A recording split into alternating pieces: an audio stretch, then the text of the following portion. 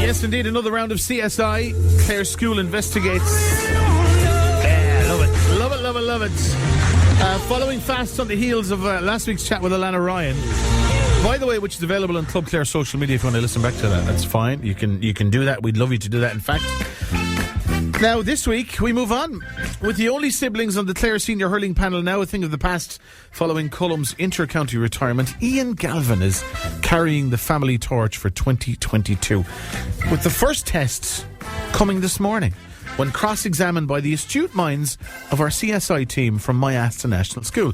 Now, in the past, Ian has lit up the Munster and All-Ireland Championships. Let's find out how he copes in the white heat of the classroom. Hi, my name is Alicia.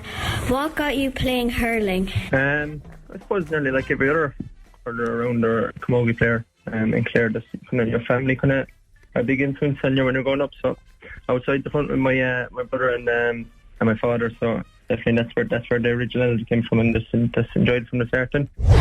Hi, my name is Faith, and what do you like most about hurling and why? I'd say the friends that you make with it is a big part of it. And like you said, you're on many different teams growing up, and you come across so many different people, and friendships you make throughout the years is something that you don't really get if you're not really playing it. So I definitely enjoy that part of it. Hi, I'm Grace. How do you feel being compared to your older brother, Colm Galvin? And are you BFFs with Tony Kelly? So the pressure now is off, really, isn't it?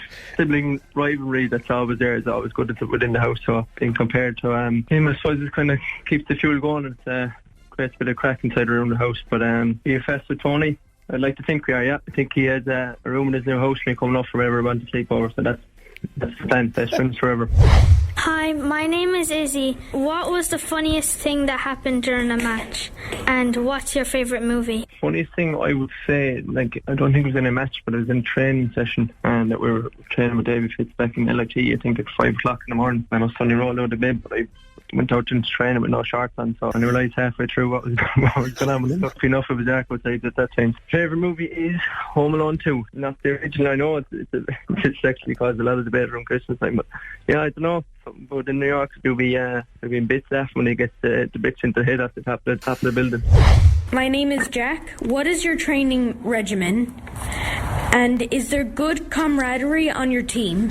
It can be intense, but I think once you're in it and you're kind of fully committed to something, that you're just in it, and that kind of becomes your life then, and you kind of don't really focus on much other things, like you have work and that, and kind of training, and that's kind of your life for maybe 6 months of the year. It kind of has to be that way. I think if you're kind of only half committed or trying to do something else in your life, it's kind of very hard to do. So fully committed, yeah, probably 5 days a week, and then the whole rest of it that goes with it is probably the other 50% that you don't see, the sleep, the eating, and preparation, all that kind of stuff. So the mental side of things as well. So we had an old bonding night recently, which is a bonding day, which was good.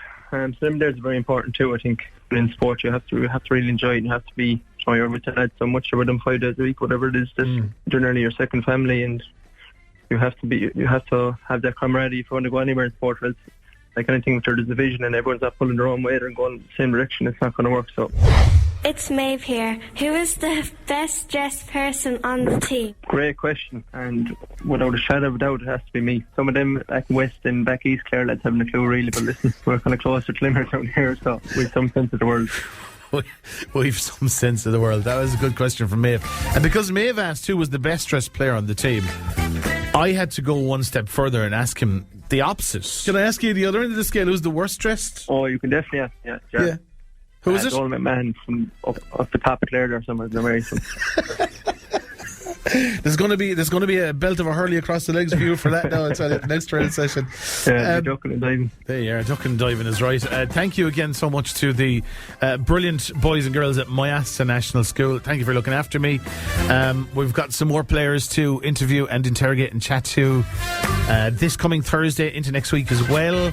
And if you or one of your family can want to get the unique opportunity to train with Ian, he's BFF Tony and the rest of the Clare Senior Hurling squad, you can do that by signing up with Club Clare before March.